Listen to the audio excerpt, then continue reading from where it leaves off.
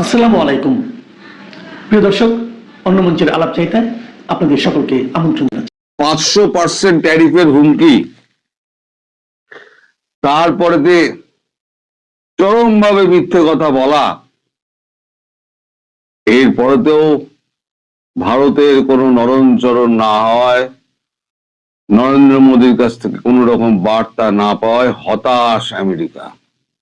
নিজেই স্বীকার করলেন মালিকের দেশ যে নরেন্দ্র মোদী ফোন ধরেননি, বাণিজ্য চুক্তি বাতিল হতে চলেছে। আজ আমাদের খবরের কাগজে ফোনটা বেরিয়েছে, এই খবরটা বেরিয়েছে, এই হচ্ছে খবরটা। ফোন ধরেননি নরেন্দ্র মোদী, হাতছাড়া বাণিজ্য চুক্তি। বাণিজ্য চুক্তি তো ভারত করবে না, বলেই দিয়েছি, ভারতবর্ষ বাণিজ্য চুক্তি করবে না। আপনাদের কি এলো কি গেল কিছু যায় আসে না। এই যে হুমকি ধমকি যতক্ষণ দিচ্ছে, এই যে খৈল্লুরকে ডেকে এত পজিটিভ বার্তা ফার্তা দিচ্ছে, মালিকের দেশের তো নাটকের তো অন্ত নেই। এই নাটক তো আমরা প্রচুর দেখেছি। তাই যতক্ষণ না বাংলাদেশ এর ব্যাপারে যতক্ষণ না একদম পাকাপাকি সিদ্ধান্ত হচ্ছে, যেটা আমি শুরু থেকে বলে আসছি, বাংলাদেশ থেকে পুরোপুরি পা না ওঠালে পরে বাণিজ্য চুক্তি হবে না, সেটাও ভারতবর্ষ পরিষ্কার করে দিয়েছে। আজকে ভারতবর্ষের এই ব্যাপারে রিয়াকশন পাওয়া গেছে। ভারতবর্ষ কি বলছে আমি খবরটা পড়ছি, খবরটা খুব ইন্টারেস্টিং। মালিকের দেশ কিরম ভাবে ভেঙে পড়েছে সেইটা একবার দেখুন। আসলে খাবার না পেলে পরে সবার তো পেটের জ্বালা আছে না। খাবার না পেলে আপনি টাকা ডলার চিবিয়ে খাবেন, না পাউন্ড চিবিয়ে খাবেন, না ইউরো চিবিয়ে খাবেন, না আমি টাকা চিবিয়ে খাবো। আসলে হচ্ছে খাবার। খাবার না পেয়ে এখন মালিকের দেশ খুব বিপদে পড়ে গেছে। তাই লেখা হচ্ছে ফোন করেননি মোদি, তার মানে যেটা উনি বলেছেন, sir may I meet you, না কি একটা বলেছিলেন, হাতছাড়া বাণিজ্য চুক্তি। ভারত আমেরিকার দ্বিপাক্ষিক বাণিজ্য চুক্তি নিয়ে অনিশ্চয়তার মধ্যে এবার আমেরিকার বাণিজ্য সচিব হার্ওয়ার্ড লুটনিক দাবি করলেন, ভারত একাধিকবার আমেরিকার সঙ্গে বাণিজ্য চুক্তি সইয়ের সুযোগ হাতছাড়া করেছে, কারণ গত বছর সবকিছু সাজিয়ে ফেলার পরেও প্রধানমন্ত্রী নরেন্দ্র মোদী আমেরিকার প্রেসিডেন্ট ডোনাল্ড ট্রাম্পকে কোনো ফোন করেননি এখনো পর্যন্ত। এখনো পর্যন্ত মানে কি, এই যে লাস্ট উনি বললেন যে নরেন্দ্র মোদী আমায় ফোন করেছিলেন দেখা করার জন্য, হয়েছে, সেটা প্রকাশ হয়ে গেল। গত সপ্তাহে এই নিয়ে ট্রাম্প প্রশাসন তৃতীয়বার নরেন্দ্র মোদীকে অস্বস্তিতে ফেলেছেন। প্রথমে ট্রাম্প বলেছিলেন দ্বিতীয়বার প্রেসিডেন্ট হওয়ার পর মোদী তাকে স্যার বলে অনুরোধ করে তার সঙ্গে দেখা করতে চেয়েছিলেন। তারপরে ট্রাম্প রাশিয়া থেকে তেল কেনার জন্য ভারতের মতো দেশের উপরে 500% শুল্ক চাপানোর বিলে সিলমোহর দিয়েছেন। ট্রাম্প গত আগস্ট থেকেই ভারতের উপরে 50% শুল্ক জরিমানা চাপিয়ে রেখে দিয়েছে। এবার ট্রাম্পের বাণিজ্য সচিব দাবি করলেন, ভারত বাণিজ্য চুক্তির সুযোগ হাতছাড়া করেছে। কত লস হয়ে গেল ভারতের। লুটনিকের দাবি, ভারতকে বলেছিলাম মোদীকে ফোন করতে, প্রেসিডেন্ট ট্রাম্পকে, ওরা স্বচ্ছন্দ ছিল না, তাই মোদী ফোন করেননি। কারণ পরিষ্কার হয়ে গেল মোদী ফোন করেননি। একদিন এই নিয়ে নয়াদিল্লি মুখ খোলেনি। আজ বিদেশ মন্ত্রকের মুখপাত্র রণদীপ জয়সওয়াল জানিয়েছেন, আমেরিকার বাণিজ্য সচিব যেভাবে ঘটনার বর্ণনা করেছেন সঠিক নয়। 2025 সালে ভারত ও আমেরিকার রাষ্ট্রপ্রধানদের মধ্যে 8 বার কথা হয়েছে। ট্রাম্পের 500% শুল্ক চাপানোর বিল নিয়ে তিনি বলেছেন, নয়াদিল্লি এ বিষয়ে অবহিত আছে, পরিস্থিতির দিকে নজর রাখা হচ্ছে, তবে যতই শুল্ক চাপানো হোক ভারত মাথা নত করবে না। ভারত যে এখনো বাণিজ্য চুক্তি চাইছে তা স্পষ্ট করেছেন রণদীপ। মোদীকে স্যার বলে দেখা করে কথার যে অনুরোধ করেছিলেন তা সত্য কিনা এ জানতে চাইলে বলেন যে দুজনের মধ্যে বন্ধুত্বপূর্ণ সম্পর্ক রয়েছে, এখানে স্যার ট্যাকে না। কূটনৈতিক প্রথা মেনে সম্মানের সঙ্গে একে অপরকে সম্বোধন করেন। কংগ্রেসের প্রধান মুখপাত্র এবার এবার সমালোচনা, ভারতবর্ষের সমালোচনা বিরোধী দলগুলো শুনুন। কংগ্রেসের প্রধান মুখপাত্র জয়রাম নরেশের প্রশ্ন, এটাকে প্রথম হচ্ছে পচা খালে ডোবানো উচিত এই জয়রাম নরেশকে। বলছেন তিনি, জয়রাম নরেশ, মোদি ট্রাম্পের সঙ্গে বন্ধুত্ব, হাগ বা খোলাখুলি সমাজ মাধ্যমে ট্রাম্পের প্রশস্তি করে পোস্ট করে কি লাভ হলো?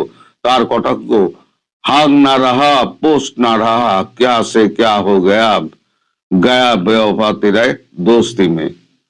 ওই যে একটা গান ছিল না, ক্যা সে ক্যা হো গয়া, ওই গানটার নকল করেছেন।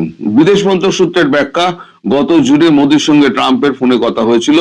ট্রাম্প পেহেলগাঁওয়ে সন্ত্রাসবাদী হামলা নিয়ে সমবেদনা জানিয়েছিলেন। গত ডিসেম্বরও দুজনের মধ্যে কথা হয়েছে, তবে তারপরে দুজনের মধ্যে আর কোন রকম কথাবার্তা ফোনে হয়নি। ট্রাম্প ফোন করেছিলেন, কিন্তু মোদি সেটা আমাদের প্রধানমন্ত্রী সেটা ধরেননি। তবে সরকারিভাবে সূত্র জানিয়ে দিয়েছে, আগস্টে বিদেশ সংবাদ মাধ্যমে খবর প্রকাশিত হয়েছিল যে ট্রাম্প 4বার মোদিকে ফোন করে কথা বলতে চেয়েও পাননি। সে সময় ট্রাম্প বারবার সমাজ মাধ্যমকে সাক্ষাৎকারে দাবি করেছিলেন তিনি নয়াদিল্লিকে ফোন করে ভারত পাকিস্তানের মধ্যে যুদ্ধ থামিয়েছেন। বস্তুত অপারেশন সিঁদুরে সংঘর্ষ বিরতি ট্রাম্পের প্রথম ঘোষণা করেন, ফলে মোদী সরকারকে অস্বস্তিতে পড়তে হয়। মোদী সরকার সংসদে দাবি করেছিল কোনো ফোন আসেনি। এরপরে মোদী ট্রাম্পের সঙ্গে কোনো আন্তর্জাতিক মঞ্চে একসঙ্গে দেখা যায়নি। আমেরিকার বাণিজ্য সচিব বলেছেন, ভারত আমেরিকা বাণিজ্য চুক্তি খুব কাছাকাছি চলে এসেছিল, কিন্তু নয়াদিল্লি সুযোগ হাতছাড়া করে। ব্রিটেনের সঙ্গে বাণিজ্য চুক্তি করে ফেলে, তারপরেও ভিয়েতনামের সঙ্গে বাণিজ্য চুক্তি হয়। কূটনৈতিক সূত্রের খবর, গত মে মাসে যখন আমেরিকা ব্রিটেনের বাণিজ্য চুক্তি হচ্ছে, সে সময় ভারত পেহেলগাম নিয়ে ব্যস্ত। এরপরে ট্রাম্প ভারতের উপরে আগস্ট থেকে চড়া শুল্ক ঘোষণা করে দেন, রাশিয়া থেকে তেল কেনার জন্য জরিমানা চাপান। এই যে খবরটা করা হয়েছে, এতে কি হলো? আমি বলেছিলাম না, নিজেদেরই মুখ পুড়বে। যতই এই সমস্ত করবে, মালিকের দেশের মালিকেরই এখন মুখ পুড়বে। আমি এখন দেশের নাম বলি না, কখন আটকে দেবে বলা যায় না। ইউটিউব তো এখন মালিকদের দেশের, তাই এখন আমি মালিক বলে সম্বোধন করি। মালিক ঠিক আছে তো সব ঠিক আছে, মালিকের এখন কিন্তু মুখে রক্ত লেগে গেছে, বাঘের মুখে রক্ত লেগে গেছে। মালিক কিন্তু এখন এই যে এখন ভেনেজুয়েলা দখলের পর যে কিছু করে দেখাতে হবে। এই যে আগামী মিডটার্ম নির্বাচনে তাকে কিছু করে না দেখাতে পারলে তিনি সোজা গেটের দিকে রওনা হয়ে যাবেন। তার জন্য উনি এখন ভেনেজুয়েলার উপরে তো অ্যাটাক করেছেন, অ্যাটাক করে তুলে এনেছেন। এইবারেতে ওনার নজর পড়েছে গ্রিনল্যান্ড, তার সঙ্গে শাসিয়েছেন কিউবা এবং ব্রাজিলকে। আর এদিকে ইরানে তো ডেল্টা ফোর্সকে চাপিয়ে দিয়েছেন। ইরানে বুটস অন গ্রাউন্ড হবেই। এখন সিআইএ চাইছে, আমেরিকা চাইছে যে উত্তেজনার পারদটা আটটু চড়ুক, উত্তেজনার পারদটা আটটু চড়ুক। যখনই পারদটা একেবারে বিস্ফোরণের জায়গায় যাবে, তখনই ডেল্টা ফোর্স নামবে। এদিকে আয়াতুল্লাহ খামেনেইয়ের কোন রকম পাত্তা পাওয়া যাচ্ছে না। তিনি ইরাকের দিকে চলে গেছেন, সেখানেই কিন্তু ঘাঁটি গেড়ে দিয়েছে মানে আমেরিকান ডেল্টা ফোর্স। ফলে এইখানে ইরাকে একটা অশান্তি শুরু হবে। এদিকে ইরাকে যখন অশান্তি শুরু হবে, এখন চীন করছে কি, চীন এখন তাতাচ্ছে নর্থ আমেরিকা, দক্ষিণ একে কোরিয়াকে, নর্থ কোরিয়াকে, কিম জং উনকে। আমি বলেছিলাম, প্রথম যদি মিসাইলটা যদি কোথাও গিয়ে পড়ে মালিকের দেশে, তার রাজধানীতে, তাহলে সেটা কিম জং উনের হবে। কিম জং উনকে দিয়ে কাজে লাগাবে। আর এদিকে সব টার্গেট হচ্ছে গিয়ে চীনের ভিয়েতনাম। ওখানে মালিকের দেশের প্রচুর মানে বিনিয়োগ রয়েছে। তুমি যখন আমার বিনিয়োগ ধ্বংস করেছো, তাইওয়ানে যেমন বিনিয়োগ রয়েছে, ভিয়েতনামেও বিনিয়োগ রয়েছে। যদিও ভিয়েতনামে একবার প্রচুর মার খেয়েছিল চীন, কিন্তু সেই চীন আর এই চীনের মধ্যে অনেক তফাৎ আছে। এবারে চীন হয়তো ভিয়েতনামের ওপরে আগে চড়া হবে, তারপরে তাইওয়ানের ওপরে চড়া হবে। মালিকের জীবন কিন্তু ওষ্ঠাগত হয়ে যাবে। এটা কিন্তু আমি আগাম ভবিষ্যৎবাণী করে দিলাম। আপনারা সব মিলিয়ে নেবেন, আমার আর কিছু বলার নেই। তবে এটা একেবারে মানে মালিককে কেউ বিশ্বাস করছে না, যতই খলিলুর রহমানকে ডেকে পাঠাক, কারণ এরপরে কি হয়েছে আমি খবর পাইনি, তাই পরবর্তী খবর আমি দিতে পারলাম না। মালিকের সঙ্গে কি কথা হয়েছে, মালিকের দেশের প্রতিনিধিদের সঙ্গে কি কথা হয়েছে খলিলুরের, সেইটা আমি আজকালের মধ্যে জেনে যাব। যারা আমাকে খবরটা দেন তারা এখনো পর্যন্ত সময় করে উঠতে পারেননি, তাই সঙ্গে আমার যোগাযোগ হয়নি, ফলে আমি খবর পাইনি, তাই আমি খবর দিতে পারলাম না। কিন্তু এটা ঠিক, যতক্ষণ না পর্যন্ত বাংলাদেশ থেকে পুরোপুরি মালিক পা তুলে নিচ্ছেন, ততক্ষণ পর্যন্ত মালিককে ভরসা ভারতবর্ষ করবে না। মালিক সে যতই মানে যতই হুমকি দিক, যতই মানে অস্বস্তিতে ফেলার চেষ্টা করুন, মোদিজি একদম নরম গাভাস্করের মতো ক্রিজে টিকে আছেন, যে বলই আসুন না কেন উনি ঠুক করে খেলে দিচ্ছেন সময় মতো। যখন ছক্কা মারার সেহবাগের মতো, তখন পরের পর বল 6 মারবে, পরের পর বল 6 মারবে, তখন কিন্তু মালিকের অবস্থা কিন্তু খারাপ হয়ে যাবে। কুল রাখি না মান রাখি, এই অবস্থা হবে। তো সবাই ভালো থাকবেন। জনাব তারেক রহমান সাহেবের আগমন এর পর থেকে নানা রকম বালা মুসিবত, বিপদ আপদ জামাতকে ঘিরে ধরেছে, এবং বিশেষ করে উসমান হাদির হত্যাকাণ্ডের পর পুরো বিষয়টি যেভাবে জামাতের পক্ষে চলে যাচ্ছিল, এবং উসমান হাদির মৃত্যুর পর যে জানাজা অনুষ্ঠিত হয়েছিল এবং সেটাকে ঘিরে সারা বাংলাদেশে যে একটা উত্তেজনা তৈরি হয়েছিল, বিশেষ করে এটি যাকে বলা হয় বিপ্লবী সরকার গঠন ইত্যাদি যে বিষয়গুলো নিয়ে, অর্থাৎ জানাজার ওই ময়দান থেকে হাজার হাজার লক্ষ লক্ষ মানুষ পার্লামেন্টের মধ্যে ঢুকে যাবে, তারা জাতীয় সরকার গঠনের দাবি জানাবে এবং পুরো প্রক্রিয়াটি জামাতের নিয়ন্ত্রণে থাকবে, এরকম একটি আতঙ্ক সারা বাংলাদেশকে একেবারে রীতিমতো জড়সড় করে তুলেছিল। তো সেই ঘটনার প্রেক্ষিতে বিএনপি ওই সময়টাতে তটস্থ ছিল। অনেকে বলার চেষ্টা করছেন যে তড়িঘড়ি করে জনাব তারেক রহমান সাহেব যে বাংলাদেশে আসার ঘোষণা দিলেন, এটা বিএনপির যারা নেতা ছিলেন তাদের একটা চাপ ছিল তারেক রহমান সাহেবের উপর, যে এটা আপনার জন্য আমাদের জন্য একটা আখেরি সুযোগ। আমরা মনোনয়ন ঘোষণা করে ফেলেছি, চারিদিকে নির্বাচনের দামামা জ্বলছে, দামামা বাজছে, আর পুরো প্রশাসন থেকে শুরু করে রাজনীতির ময়দানে জামাতের যে কৌশল, সেই কৌশলের কাছে আমরা পেরে উঠছি না। এটা অন্য কোনো কারণ নয়, মূল ব্যাপার হলো যে আমাদের দেশের রাজনৈতিক যে কালচার, সেই কালচারে সবাই আসলে কর্তা ব্যক্তিকে মাঠে চান। তো তারেক রহমান সাহেব লন্ডনে বসে সিদ্ধান্ত দেবেন আর মির্জা ফখরুল সাহেব সেই জামাতের আমিরের সঙ্গে প্রতিযোগিতা করবেন, এটা হয় না, আমাদের সমাজে মেনে নেওয়া হয় না।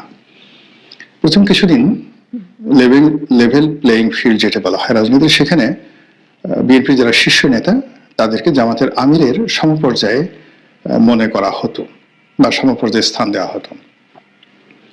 কিন্তু পরবর্তীতে জামাত এটা বুঝতে পারার পরে তারা হয়তো, এটা আমি বলবো যে এটা ভুল হয়েছে জামাতের ওই সময়টাতে, মানে জামাত এই প্ল্যাটফর্ম থেকে তাদের আমিরকে সরিয়ে নিয়ে আসে এবং তাকে সুপ্রিম কমান্ডার হিসেবে বা খমেনির মতো, আয়াতুল্লাহ আলী খামেনির মতো তাকে আধ্যাত্মিক নেতা হিসেবে বসিয়ে রাখে এবং তাদের দ্বিতীয় টায়ার বা দ্বিতীয় সারির যে সকল নেতা রয়েছেন, সেই আব্দুল্লাহ মোহাম্মদ তাহের ডাক্তার, তাকে দিয়ে সব কাজ করেন। এমনকি জামাতের সেক্রেটারি জেনারেল মিয়া গোলাম পারওয়ার, তো মিয়া গোলাম পারওয়ারকেও তারা সুপ্রিম কমান্ডার হিসেবে সামনে নিয়ে আসেন। তো ওটা কয়েকদিন, মাস দুয়েক এটা দেখতে খুব ভালো লেগেছে, জামাতের আমিরের সম্মান বেড়েছে, মর্যাদা বেড়েছে, কিন্তু বিএনপিকে সেই বিকল্প চিন্তা করার সুযোগ দিয়েছে এবং বিএনপি তখন চিন্তা করেছে যে না, মাঠে যদি জামাতের আমিরকে ফেস করতে হয় তাহলে তাদেরকে অবশ্যই নেতা নির্বাচন করতে হবে এবং তারেক রহমান সাহেবকে দেশে আসতে হবে। তো তারেক রহমান সাহেব আসলে যেটা বিপ্লব হবে, এটা আমরা অনেক আগে, এমনকি যখন 2012-13 সনে সেই পার্লামেন্ট চালু ছিল, বিএনপি পার্লামেন্ট ছিল, বিএনপি নেতারাও কিন্তু গর্ব করে বলতেন যে এমন একটা সময় আসবে যখন তারেক রহমান সাহেব আসবেন এবং সকল বাধা বিপত্তি সব দূর হয়ে যাবে। তো যাই হোক, তারেক রহমান সাহেব আসার পর এখন আর কেউ জামাতের খোঁজ নেন না, জামাতের কথা বলেন না, বরং মানে নানা রকম নেতিবাচক কথা জামাত নিয়ে, শিবির নিয়ে মানুষ বলতে থাকে, এবং যা তাদের প্রাপ্য, মানে 30-35টি সিট তারা পেতেই পারে যে অবস্থা, তো সেটা অনেকে বলার চেষ্টা করেছে তারা একটাও পাবে না, কেউ বলছে দুটো পাবে, তিনটে পাবে, এরকম। তো পরিস্থিতি যখন এরকম, ঠিক সেই সময়টাতে জামাত বিরোধী যে শক্তি তুলেছে বাংলাদেশে, যারা নিজেদেরকে প্রো লিবারেশন ফোর্স হিসেবে দাবি করেন, প্রগতিশীল হিসেবে দাবি করেন, এবং জামাতকে যারা ধর্মান্ধ এবং পশ্চাৎপদ মধ্যযুগীয় চিন্তা চেতনার শক্তির ধারক বাহক হিসেবে মনে করেন, সে সকল বুদ্ধিজীবী, তারপরে সে সকল সাহিত্যিক, সাংবাদিক সবাই একযোগে জামাতের বিরুদ্ধে বলতে থাকে, এবং তারা সবাই বলার চেষ্টা করে যে জামাতের যে আসল চরিত্র এবং আসল যে রূপ, এটি এখন জনসম্মুখে প্রকাশিত হয়ে গেছে। আর এই কারণে বিশেষ করে ডেইলি স্টার এবং প্রথম আলোর এই ন্যাক্কারজনক ঘটনার পর জামাত ভবিষ্যতে কি করতে পারে এবং তারা কতটা নির্মম হতে পারে, নিষ্ঠুর হতে পারে, এটা এখন জনগণের কাছে ওপেন হয়ে গেছে। এবং তখন তারা বলার চেষ্টা করছিল যে এখন যদি কোনো ইলেকশন হয়, এবং বিশেষ করে জগন্নাথ বিশ্ববিদ্যালয়ের যে ছাত্র সংসদ নির্বাচনের কথা হচ্ছিল, তো সেটা নিয়ে সবাই বলার চেষ্টা করছিল যে এখন যদি নির্বাচন হয় জামাত সেখানে জয়লাভ করতে পারবেন। এবং আপনারা জানেন যে ইতিপূর্বে রাজশাহী বিশ্ববিদ্যালয়, জগন্নাথ বিশ্ববিদ্যালয়ের আগে যেটা রাজশাহী বিশ্ববিদ্যালয়ের ছাত্র সংসদ ডাকসু এবং জাহাঙ্গীরনগর বিশ্ববিদ্যালয় জাকসু, এই নির্বাচনে জামাত ভূমিধস বিজয় লাভ করেছে। এবং এগুলো ছিল জনাব তারেক রহমান সাহেব বাংলাদেশে আসার আগে। তো তারেক রহমান সাহেব বাংলাদেশে আসার পরে যেহেতু একটা রাজনৈতিক পরিবেশ পরিস্থিতি তৈরি হয়েছে, একটা আলাদা ভাইব তৈরি হয়েছে, ছাত্র দলের যারা নেতাকর্মী রয়েছেন তাদের মধ্যে একটা উদ্দীপনা চলে এসছে, এবং আমাদের দেশে যে ক্ষমতা কেন্দ্রিক রাজনীতির যে একটা ভাইব থাকে, যে ক্ষমতা যেদিকে সেদিকে সাধারণত ভোট যায়, তো সেটা জগন্নাথ বিশ্ববিদ্যালয়ের যে ছাত্র সংসদ নির্বাচন সেখানে হবে এই ভরসা করে যারা বলেছিল তাদের সবার মুখে চুনকালি। নির্বাচন হলো, সেই নির্বাচনে শিবির আগের মতো জয়লাভ করলো, ঢাকা বিশ্ববিদ্যালয় অন্যান্য বিশ্ববিদ্যালয়ের মতো জয়লাভ করলো, এবং এখানে ছাত্রদল কিছুই করতে পারলো না। এখন সমস্যা হয়ে গেল যে এই যে তারেক রহমান সাহেবের আগমনে এখনো পর্যন্ত যে ভাইবটা চলছে, যে হাইপ তোলা হয়েছে, বা তাকে যেভাবে ভবিষ্যৎ প্রধানমন্ত্রী হিসেবে লোকজন সম্বোধন করছে, তো তার প্রভাব কোথায়? জগন্নাথ বিশ্ববিদ্যালয়ের এই ভোটে কেন এই প্রভাব এলো না? এখনো কেন মানুষ জামাত এবং শিবিরকে যাকে বলা হয় ভোট দিচ্ছে? এটা মানে যারা বিএনপির পক্ষের লোক তাদের জন্য খুবই বিব্রতকর, সেন্সিটিভ, স্পর্শকাতর। আর তারেক রহমান সাহেবের জন্য আরো বিব্রতকর যে এই প্রথম যে একটা নির্বাচন হলো জগন্নাথে, এখানে তারেক ম্যাজিক শো করা গেল না, অথচ এটা খুব দরকার ছিল, যে কোনো মূল্যে এই বিজয়টা দরকার ছিল। এখন মির্জা ফখরুল সাহেব বলছেন যে আমরা গবেষণা করছি বা গবেষণা করব, তো গবেষণা করতে তো অনেক সময় বছরের পর বছর লাগে। নির্বাচন তো আর মাত্র বেশি দিন নেই, ফেব্রুয়ারি মাসের 12 তারিখে যদি নির্বাচন হয় 1 মাসও তো নেই। তো সেখানে আপনি এখন এই গবেষণা করে আপনি কি করবেন বলেন? তো এই গবেষণা তারা করবেন। আর অন্যদিকে জামাতের যারা লোকজন তারা আবার তাদের যে পাক বা পাখনা এরা ঝাপটা দিচ্ছে যে এত কিছুর পরেও আবার মানুষ শিবিরকে ভোট দিল।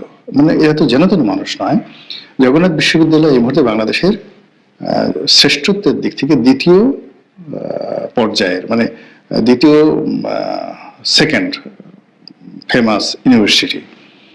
ঢাকা বিশ্ববিদ্যালয়ের পরেই তাদের অবস্থান। একসময় জাহাঙ্গীরনগর ছিল, কিন্তু এখন জগন্নাথ বিশ্ববিদ্যালয়, এবং ঢাকা একেবারে কেন্দ্রে। এবং জগন্নাথ বিশ্ববিদ্যালয়ের যে ক্ষমতা, আশেপাশে ধরেন যেগুলো কলেজ রয়েছে, সরওয়ার্দী কলেজ, তারপরে কবি নজরুল কলেজ, এরপরে পুরনো ঢাকাতে যত প্রতিষ্ঠান রয়েছে, যত ব্যবসা বাণিজ্য রয়েছে, এখন যে বাংলাদেশের যে ইকোনমি, সেই ইকোনমি মূলত পুরনো ঢাকা থেকে নিয়ন্ত্রিত হয়। আমাদের কোর্ট কাছারি অফিস আদালত সব পুরনো ঢাকাতে।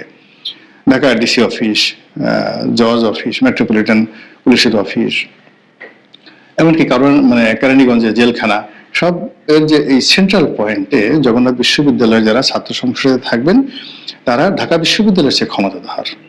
বিকজ অল কমার্শিয়াল যে স্পেসগুলো রয়েছে এবং কমার্শিয়াল হাবগুলো রয়েছে, কমার্শিয়াল অপরচুনিটিসগুলো রয়েছে, এবং অ্যাডমিনিস্ট্রেটিভ যে হাবগুলো রয়েছে সব কিন্তু ওই জগন্নাথ বিশ্ববিদ্যালয় কেন্দ্রিক। এবং ওখানে যারা নেতা হবেন তারা ইচ্ছা করলে অনেক কিছু করতে পারেন।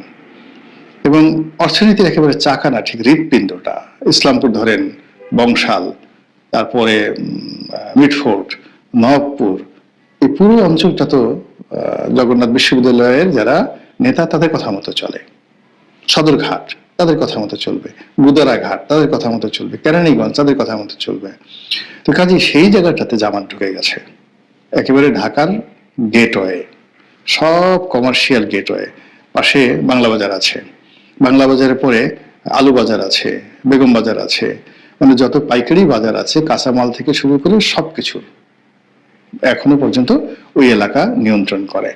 তো জাহাঙ্গীরনগর ইউনিভার্সিটি, রাজশাহী ইউনিভার্সিটি ওই দিক থেকে কমার্শিয়াল ফিজিবিলিটি নেই, যেটা জগন্নাথের আছে। তো সেখানে শিবির তাদের যে কে বলা হয় বিজয় নিশ্চিত করলো। আমি মনে করি এটা যেন তেন ঘটনা নয়, এর পেছনে অনেক অনেক যাকে বলা হাত আছে, অনেক অনেক সুদূর প্রসারী চিন্তা আছে। এবং এখানে যে বিজয় একেবারে যেন তেন বিজয় তা নয়। আমাদের ছেলে মেয়ের যারা এই দেশকে নেতৃত্ব দিচ্ছে তাদের মনোজগতে একটা বিরাট পরিবর্তন আসছে। এই পরিবর্তনের আওয়াজটা বিএনপিকে এবং আওয়ামী লীগকে বুঝতে হবে, জাতীয় পার্টিকে বুঝতে হবে, আদারওয়াইজ সর্বনাশ হয়ে যাবে।